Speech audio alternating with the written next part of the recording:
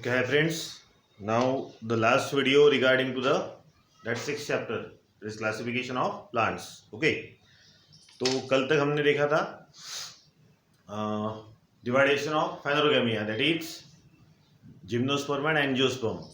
Okay, now angiospermic plant that is well developed plant, जैसे कल कहा था मैंने that well developed angiospermic plants are further divided into two group. Okay, now what is the base? So base is the number of cotyledon. जैसे हमने कल देखा था कि जो सीड प्रोड्यूस हो रहा है एंजियोस्पर्मिक प्लांट में, that seed either shows the one part और टू पार्ट्स. तो पार्ट को ही हमने वर्ड दिया था cotyledon. Okay, so on the basis of number of cotyledon present in the seed angiospermic plants are further divided into two group. If one cotyledon is present in that seed then it is called as monocot और monocotyledon plants. तो आप in short monocot भी बोल सकते हो. So they are the monocot plants, and if that plant produces the seed having two cotyledon, then it is in short called as dicot or dicotyledonous plants. Clear? ये दोनों का difference बहुत बार आता है आपको एग्जाम में, and actually that is the last point of the that first और six chapter. मैंने कहा था 2 या 3 दिन हमको लगेंगे, क्योंकि वैसे भी जो बेसिक कंडीशंस थी वो हमने 2 या 3 दिन लिए थे. So now see, first we get the define. So how we define dicot plants? The plants which produce seed having two cotyledon. अगर प्लांट में 2 cotyledon वाले सीड अगर प्रोड्यूस हो रहे हैं, so simply that plant is called as dicot plant. Now here point of difference के form में भी लेना है, और इसीलिए वो हिसाब से मैंने लिखा हूँ यहाँ पे. बहुत बार एग्जाम में डिफरेंस बिटवीन आता है इसमें. Now so how we define monocot plant? The plant which produce seed having only one cotyledon. अगर एक ही कोटिलिडॉन सीड में प्रेजेंट है, पूरा सीड मतलब एक ही पार्ट अगर होता है, तो ऐसे प्लांट को हम कहेंगे यस मोनोकॉट प्लांट्स. अब यहाँ पे आगे जो पॉइंट्स दिए वो रूट, स्टीम, लीफ, और उसके बाद लास्ट पॉइंट जो आया है that is the number of petals. जो मैंने कहा था पंखुड़ियाँ जो होती है फ्लावर की. तो सिंपली आपको चारों या पांचों पॉइंट ध्यान में रखना है, इजी है एकदम. Now as far as root system is concerned, so dicot plant shows the well developed and primary taproot system. मैंने आपको ये बेसिक में लिख के दिया हूँ, लेकिन एक्सप्लेन नहीं किया था. ओके, तो यहाँ हम लेंगे दुनिया में जितने भी प्लांट्स है उसमें 2 ही टाइप की टैप रूट सिस्टम मिलेगी. एक तो टैप रूट सिस्टम या फिर दूसरी fibrous. Now see here, monocot shows the fibrous root system which is a primitive type. Primitive मतलब सबसे पहले जब प्लांट इवॉल्व हुए या फिर सबसे पहले जो प्लांट आए थे अर्थ पर, उनमें प्रिमिटिव टाइप की रूट सिस्टम थी. प्रिमिटिव मतलब सबसे पहले आने वाली, जिसको फाइब्रस रूट सिस्टम के नाम से भी जाना जाता है. अब टैप रूट या फाइब्रस क्या है, तो हम जरा साइड में लिखेंगे. देखो टैप रूट. अब टैप रूट में क्या होता है जनरली, तो एक मेन रूट होता है. Now see here it is the main root, and that main root is called as primary root. ठीक है. अब प्राइमरी को फिर से ये देखो सेकेंडरी रूट भी आएगा, सेकेंडरी को टर्शियरी रूट भी आ सकता है. मतलब बहुत डीप इनसाइड द सॉइल, मिट्टी में बहुत अंदर, ये बहुत अंदर जाके फैल जाते हैं. लेकिन एक मेन रूट होता है जो बहुत मोटा होता है, साइज भी उसकी बड़ी होगी, डायमीटर ज्यादा होगा. फिर उसको जो सेकेंडरी रूट आएगा उसकी diameter as compare to first कम रहेगी. सेकेंडरी को टर्शियरी आएगा, और इस तरीके से पूरा ये नेटवर्क बना लेते हैं बिलो द ग्राउंड सरफेस. तो जनरली ऐसी अगर रूट सिस्टम है तो वहां पे, अब ऐसे रूट सिस्टम क्यों है उसमें, क्योंकि जो प्लांट्स है उसकी स्टीम बहुत स्ट्रांग है. तो अगर हम दोनों को कनेक्ट करें, now see here strong and hard stem is there. अगर स्टीम बहुत ज्यादा स्ट्रांग है, हार्ड है, और प्लांट की ऊंचाई हाइट भी बहुत ज्यादा होती है, तो नीचे से उसको ग्रिप करने के लिए रूट भी उतने स्ट्रांग लगेंगे. So remember tap root system shows the primary, secondary, tertiary and so on. So taproot system shows the very deep network inside the soil. तो ये हो गया टैप रूट, जिसमें प्राइमरी, सेकेंडरी, टर्शियरी रूट आएंगे. But as far as fibrous root is concern, तो एक common point रहेगा और वहीं से सब रूट निकलेंगे.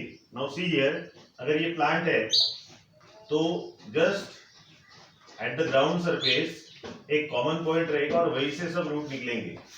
अब जैसे यहाँ प्राइमरी, सेकेंडरी, टर्शियरी थे, वैसे यहाँ नहीं होगा.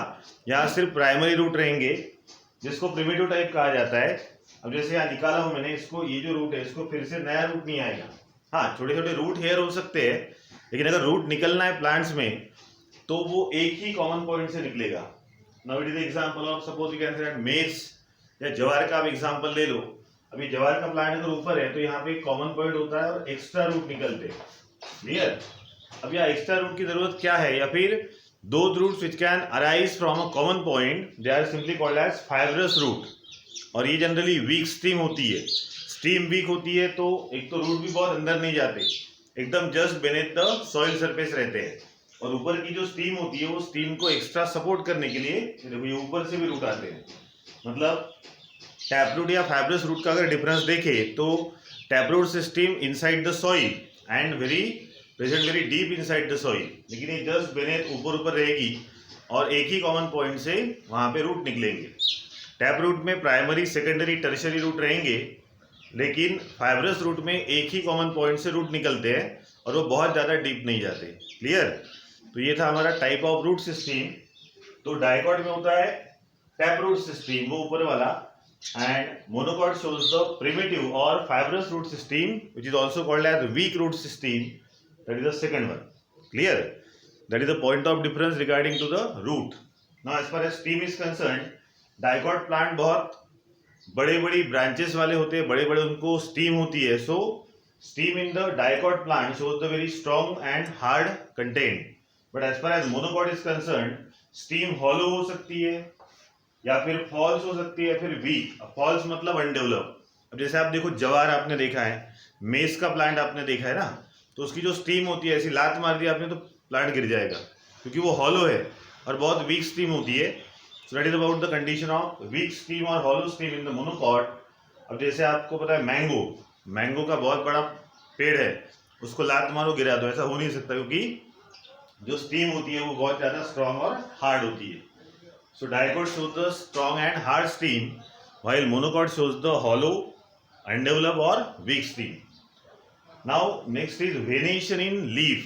ये भी हमने बेसिक में लिया था, लेकिन हमने उसको एक्सप्लेन नहीं किया था। ओके।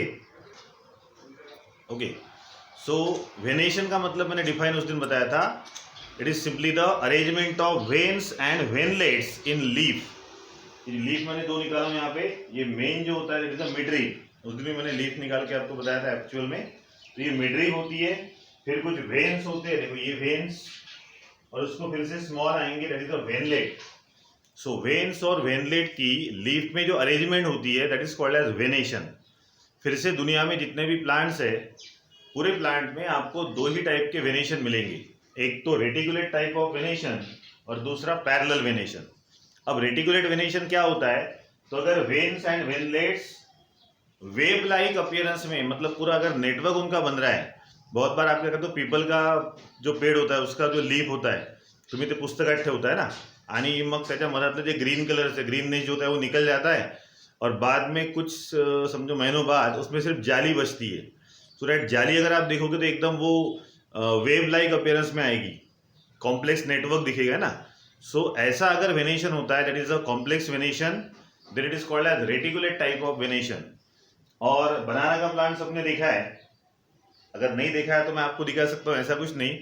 उसमें जो लीफ होती है वो वेन्स पैरेलली अरेंज होती है ना, so that is called as parallel arrangement. So if veins are arrange parallel to each other, it is called as parallel type of venation.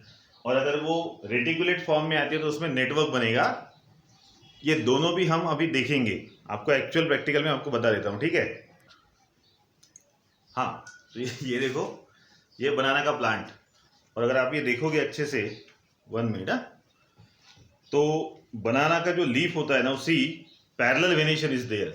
ये जो वेन्स इसमें है पूरे, ये वेन्स ऐसे एक दूसरे को पैरेलल होते हैं। So banana shows the parallel type of venation. और अगर नेटवर्क वहां पे आ रहा है तो उसमें आएगा रेटिकुलेट टाइप ऑफ वेनेशन। तो ये रेटिकुलेट हो गया। ये जो सेंटर वाली होती है, मैंने उस दिन भी कहा था, it is the midrib and they are the veins and then veinlets. अगर ये इसके लीफ को आप ऐसा फाड़ दोगे तो ये ऐसे पैरेलल ही नहीं फटता, कैसे भी फट जाएगा, है ना। लेकिन अगर आप, हाँ ये देखो, ये वेन्स दिख रही छोटी सी है ना, ऐसे वेन्स आते हैं। और अगर आप बनाना के प्लांट को देखोगे तो उसमें वो ऐसा सीधा फटेगा, that is a parallel venation type. ये देखो, ये बनाना का है, ये अगर मुझे फाड़ना है तो ये बिल्कुल देखो सीधा फटता है ना, नाउ सी, ये पैरेलल वेनेशन। ये ऐसा बिल्कुल पैरेलली फटेगा. So in this way plant shows the reticulate और पैरेलल टाइप ऑफ वेनेशन. अब कौन सा कहाँ पे है? तो as far as dicot plant is concerned, dicot plant leaf shows the reticulate type of venation, that is it shows the network, and as far as monocot is concerned, it shows the parallel type of venation. Clear? Now next आ रहा है number of petals, पंखुड़ी जो हमने कहा था flower में. तो dicot जो plants होते हैं इनमें जनरली टेट्रा और पेंटामेरस फ्लावर आपको मिलेंगे. टेट्रा मतलब 4 पंखुड़ी वाले या पेंटा मतलब 5 पंखुड़ी. So the flower produced by dicot plants may have the 4 or 5 petals and hence they are called as tetramerous or pentamerous flower. But as far as monocot is concerned, it shows the 3 petals. So it is a trimerous flower. So monocot shows trimerous type of flower, that is 3 ही पंखुड़ियाँ उसमें मिलेगी. And last is the example. तो आप dicot में ले सकते हो जैसे बनियान ट्री है, नीम है, मैंगो है. And monocot shows the banana, onion. इस तरीके से जो वीक स्टीम वाले रहेंगे वो जनरली आएंगे मोनोकॉट में. Clear? So that is about your first chapter as per as online class is concern और यूट्यूब क्लास इज कंसर्न. वैसे ये 6th वाला था और ये बायो का चैप्टर मैंने लिया. अब इसके बाद हम लेंगे नेक्स्ट वाला, that is 7, that is regarding to the yes environmental chapter. और वो भी इतना इजी नहीं है क्योंकि शुरुआत में तो कुछ आपको 8 के हिसाब से थोड़ा सा हो गया है. उसके बाद आपको नॉन जो लिविंग थिंग है, सॉरी नॉन जो बायोटिक फैक्टर होते हैं, अबायोटिक फैक्टर जिसको हम कहेंगे, उसके बेस पे 3 साइकिल आई है, जैसे carbon cycle, oxygen cycle and nitrogen cycle. But before that ecosystem की बात करें तो उसमें बायोटिक और अबायोटिक दोनों कंपोनेंट रहेंगे. तो पहला पार्ट आएगा बायोटिक कंपोनेंट का और दूसरा आएगा अबायोटिक का. ठीक है? तो अगर कल फिर से टाइमिंग अगर एडजस्ट नहीं हो रहा है तो हम YouTube पे अभी क्लास चलने देंगे. जब आपका स्कूल टाइमिंग थोड़ा बहुत सही हो जाएगा या फिर नहीं भी हुआ तो फिर आफ्टर 2 PM दोपहर में 2 के बाद हम क्लास एडजस्ट करेंगे. ठीक है? तो ये आपका जो वीडियो था ये लास्ट वीडियो था फॉर 6 चैप्टर. यहाँ पे आपका 6 चैप्टर कंप्लीट हुआ. रहा सवाल एक्टिविटीज़, तो एक्टिविटीज़ डायरेक्टली आपको नोट्स में मिल जाएगी. और ये चैप्टर जो मतलब जैसे आपको मिला है तो एक्टिविटी सब उसी के बेस पे दी है. तो बहुत कोई हार्ड एंड फास्ट एक्टिविटी नहीं है. और एक यूट्यूब का फ़ायदा वो भी है कि सपोज़ किसी का क्लास मिस होता है या फिर किसी को कोई टॉपिक फिर से एक बार रिवाइज करना है तो डायरेक्टली आप यूट्यूब पे जाओ, मेरा नाम चेतन शिरकार, वहाँ पे सर्च करो, आपको पूरे वीडियोज़ आपके 9 के मिल जाएंगे. मैंने सभी पब्लिक रखा है, प्राइवेट कोई रखा नहीं. तो आप 10 का भी देख सकते हो, लेकिन फिलहाल समझेगा कुछ नहीं क्योंकि उसके लिए भी बेसिक चाहिए. 10 के जो भी मैंने वहाँ पे वीडियोस डाले हैं वो सभी एक्चुअल क्लास वाले हैं. उसका बेसिक मैंने ऑनलाइन लिया था. ठीक है? तो देखना है तो आप देख सकते हो, ऐसा कुछ नहीं. लेकिन आप सिंपली वहाँ पे मैंने हेडिंग दिए 9 क्लास, जैसे क्रिप्टोगैमिया था, टेरिडोफाइटा वगैरह था. और आज के वीडियो में वही नाम आएगा, that is angiospermic classification, that is monocot and dicot. ठीक है? तो टाइमिंग अगर एडजस्ट हुआ तो हम ऑनलाइन लेंगे डायरेक्टली, नहीं तो फिर इस तरीके से चलने देंगे, that is on YouTube class. Okay, now thank you.